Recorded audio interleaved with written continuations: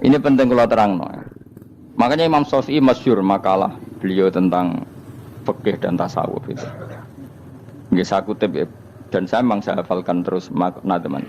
Faqihan wa sufiyan fakun laisa wahida fa inni wa haqqu wa iyyaka ansahu. Terus kata beliau mensifati orang fikih fa hadza qasin lam yazuk qalbuhu tuqa.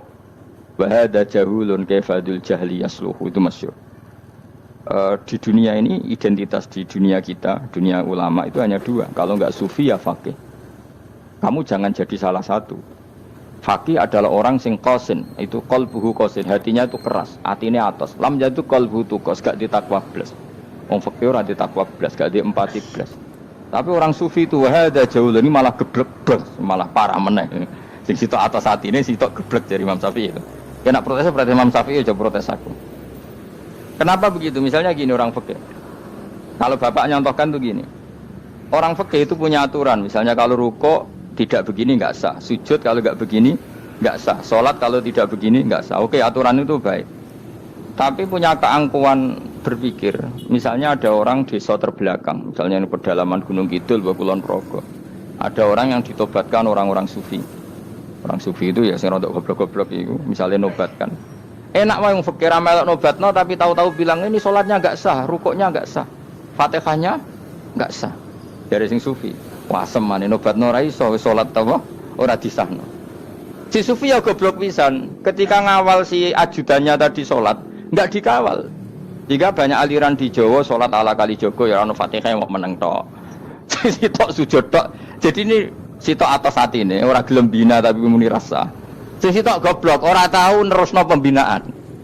Akhirnya ya mandek ning satu kesalahan dan diwaris ya bergenerasi-generasi. Makanya kata Imam Syafi'i itu, sitok goblok, sitok atas sadine itu. Kamu jangan jadi salah satu itu.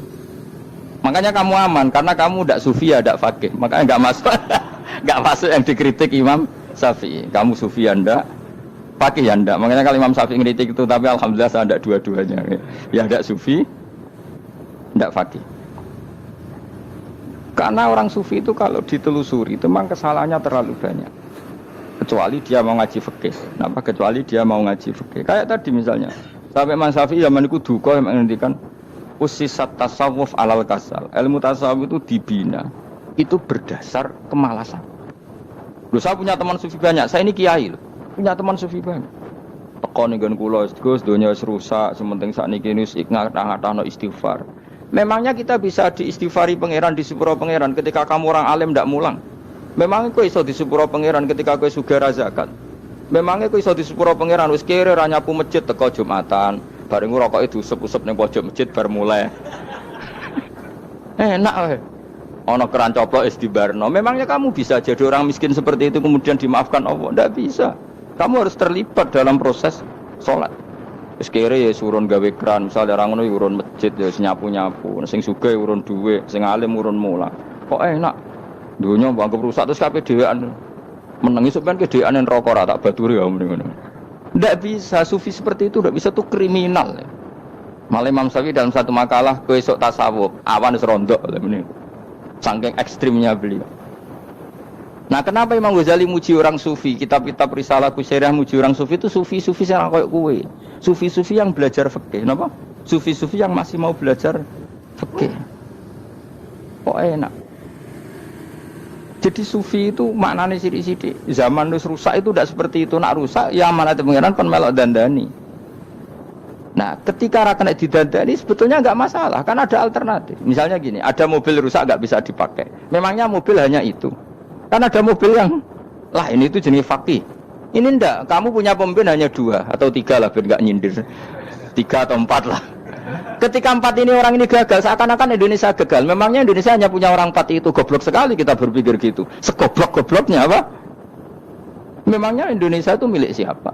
Kenapa kamu menggantungkan sama 1-2 orang, 3-4 orang? Gampang aja cari alternatif.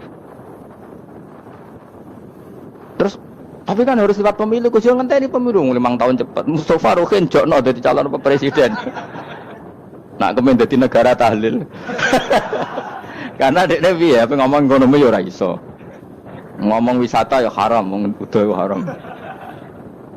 ngomong badan usaha milik negara yo ora roh deh. Temen langsung bagi-bagi.